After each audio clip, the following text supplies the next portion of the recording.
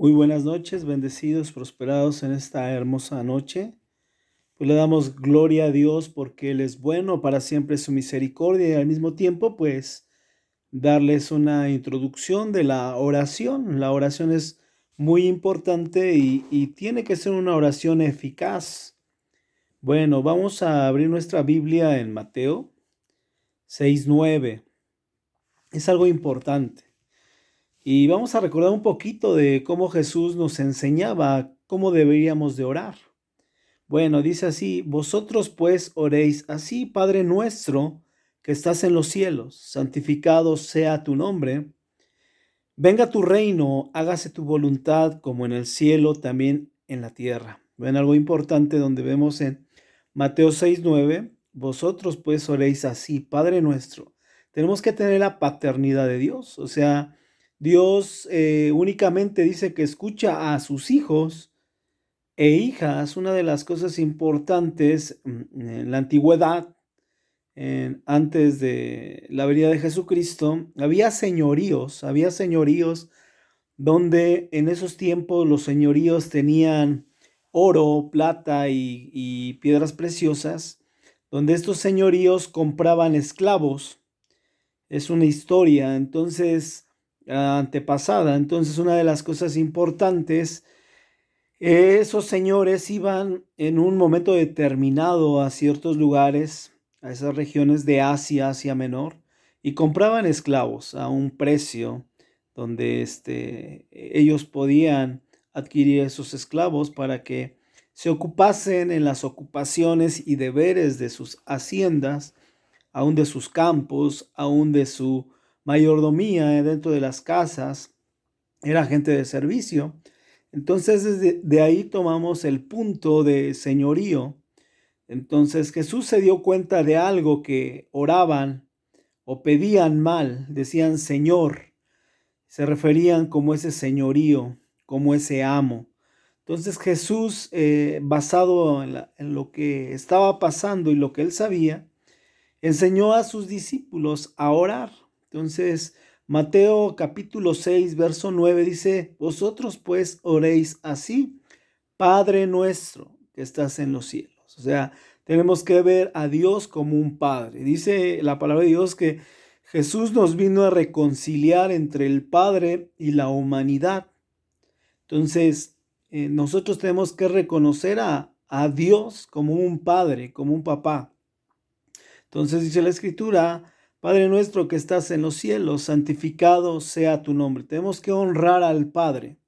Si no honramos al Padre, mucha gente dice, bueno, nosotros tenemos que ir a la cabeza, no a los intermediarios. Mucha gente se refiere a Jesús como un intermediario, pero dice que la palabra de Dios, que Jesús nos vino a reconciliar con el Padre. Una de las cosas importantes, tenemos que ver a Dios como un padre, como un papá.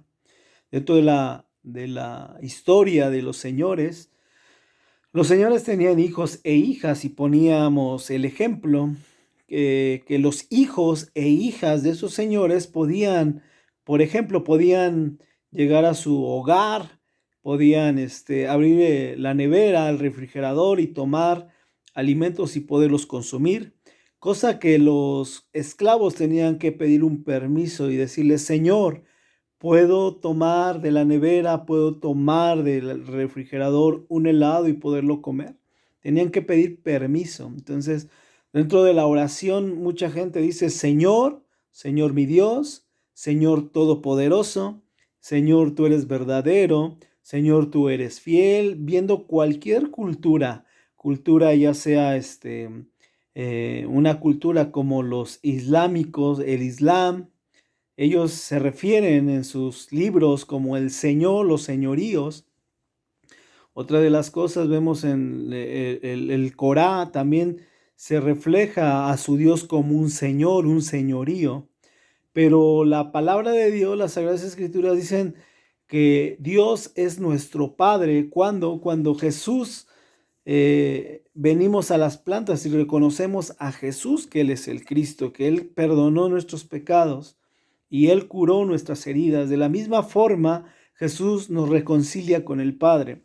Cuando tú y yo recibimos a Cristo en nuestro corazón y le recibimos como el único Dios, el único sabio, Él nos presenta al Padre no como un Dios, sino como un papá. Entonces dice, Padre nuestro que estás en los cielos, santificado sea tu nombre. Tenemos que honrar al Padre con nuestras propias palabras. Este es un ejemplo nada más que Jesús nos enseñó desde esos tiempos. El verso 10 dice, venga tu reino. O sea, el reino de Dios es como si tú le dijeras al Señor, venga a tu obediencia. O sea, quiero ser obediente. Hágase tu voluntad. Le estás diciendo claramente al Padre, a través de Jesús, que se haga la voluntad del Padre en tu vida. Primero en el cielo, o sea, que es Dios, y también en la tierra, después en mi vida como ser humano. Dice, el pan nuestro de cada día, dánoslo hoy. Nosotros podemos ver el pan puede ser el que tú consumes, pero también hay un pan que tú puedes consumir, que es la palabra de Dios. Dice, no de solo pan vivirá el hombre, sino de toda la palabra que sale de la boca de Dios, que son las Sagradas Escrituras. El 12 dice, perdona nuestras deudas. O sea, el Señor Dios Todopoderoso, nuestro Padre, perdona todas nuestras deudas siempre y cuando nosotros perdonemos. Es algo bien importante. Si nosotros no vamos al Padre y pedimos el perdonar nuestras deudas, si nosotros no perdonamos quizá a un familiar, quizá un hijo, una hija, un papá, una mamá, o en el trabajo, un compañero, un jefe, una jefatura, si nosotros no podemos perdonarles, Dios Todopoderoso no nos puede perdonar. Esto es algo recíproco que a veces la iglesia cristiana se le ha olvidado.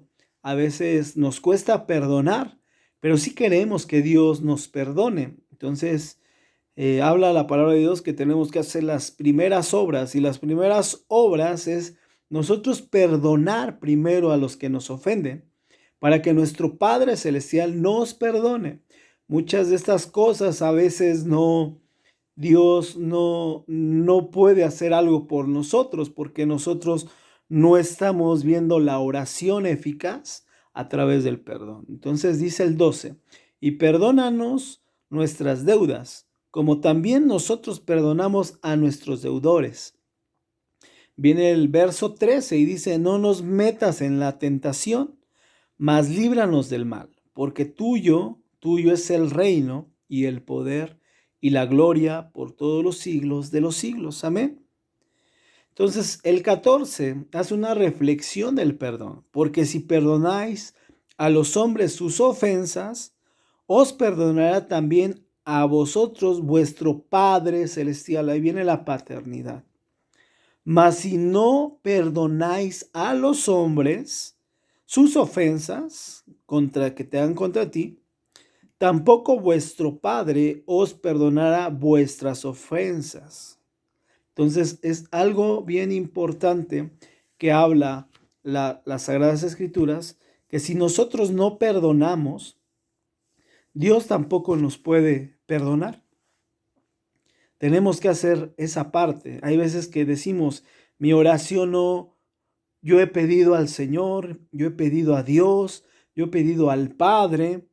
A veces nos referimos a Jesús como el Señor de nuestras vidas, pero hay veces no ocupa ese señorío Jesús en nuestras vidas, porque somos desobedientes, no perdonamos y queremos que Dios nos perdone. Es algo inusual si el Señor nos está pidiendo que para poder entrar a esta oración tenemos que perdonar primero. Entonces, ese es el estorbo que hay veces que no recibimos ciertas respuestas de la oración. ¿Por qué? Porque nosotros no hemos perdonado. Entonces, tenemos que tener mucho cuidado. Bueno, la manera correcta de orar es expresando lo que hay en tu corazón a Dios.